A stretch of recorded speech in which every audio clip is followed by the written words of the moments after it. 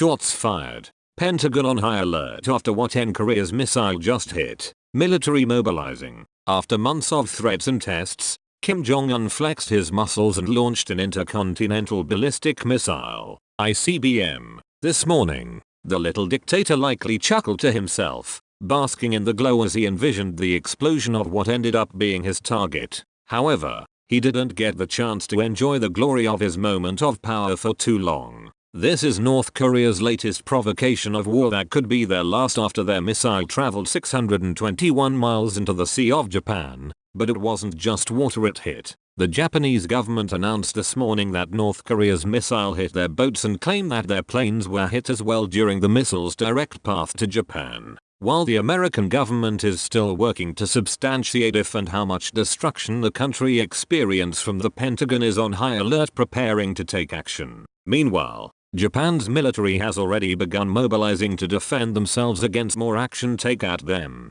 It's currently being investigated to see if the destruction was caused from the debris or the missile itself, by determining if the ICBM was intact upon re-entry into the atmosphere. If not, the debris could have scattered across a large area, making a strike of military or civilian craft possible, according to Silence's consent. Government agencies, including the military, are mobilizing to investigate, assist, and respond to the incident. It was only a matter of time before North Korea tried this, since Kim Jong-un has been strangely silent for a few weeks since his last launch on the 4th of July. There's no mistaking that what the dictator did was an act of war against Japan, and now it's time for him to pay the price for his actions. The Pentagon is watching what's happening closely since this concerns the US in the event that North Korea manages to perfect the missile to hit America. The Daily Mail reports, Prime Minister Shinzo Abe said the launch showed the threat to his country was grave and real. He added that there was a need for Japan,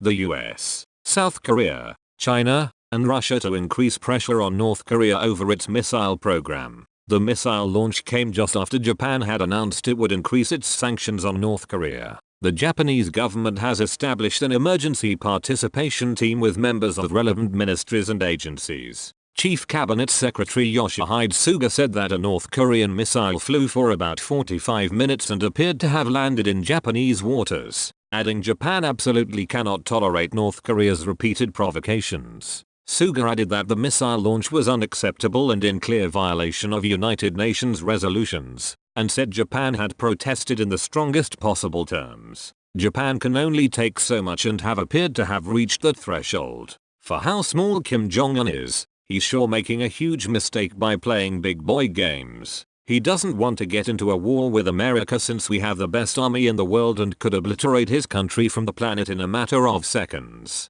US Secretary of Defense Jim Mattis stressed that the US is trying to exhaust all diplomatic and economic options to end North Korea's missile program. However, those efforts are wearing out quickly with the persistence of refusal to cooperate from North Korea's leader. It can be difficult to tell when the diplomatic options have been exhausted because your enemy might be sneaky or duplicitous in some way, and it's the responsibility of a country has to try and determine fact from fiction. That's not the case with North Korea, who has been clear about their intentions by coming right out in the open and announcing their plans for a fight. The US doesn't deal with threats after the fact. Trump nips it in the bud from the start, proving that we're the most powerful nation in the world who cannot be messed with. It's about time we treat North Korea like they are completely ready to engage in a nuclear conflict and prepare for that, rather than assuming they don't actually have bad intentions. It's about time we treat North Korea like they are completely ready to engage in a nuclear conflict with us and prepare for that, rather than assuming they don't actually have bad intentions, like what Barack Obama used to do with all of our enemies. The US and others are attempting to show restraint in the face of this mentally ill little monster, but that has a time limit on it which is running out. This dictator thought he could talk tough and puff up his chest to the rest of the world and needs to know not to expect any small packages in return. It's time for him to get the horns for messing with the bull.